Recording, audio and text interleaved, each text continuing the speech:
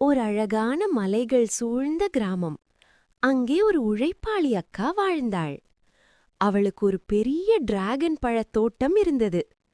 அவள் தினமும் செடிகளுக்கு தண்ணீர் ஊற்றி அன்போடு பார்த்து கொண்டாள். செடிகளும் நம்ம குடும்பம்தான் என்று அவள் சொல்லிக்கொண்டே வேலை செய்தாள். நாட்கள் சென்றன. செடிகளில் அழகான இளஞ்சிவப்பு டிராகன் பழங்கள் பழுத்தன. அவள் சந்தோஷமாக பழங்களை சேகரித்து கூடைகளில் போட்டாள். பிறகு அவள் மார்க்கெட்டுக்குச் சென்று அந்த பழங்களை விற்றாள். அதில் கிடைத்த சந்தோஷத்தை அவள் குழந்தைகளுடன் பகிர்ந்தாள். அப்போது குழந்தைகள் சிரித்தபடி சொன்னார்கள், அக்கா, உழைப்பின் பலன் மிக இனிப்பாக இருக்கிறது.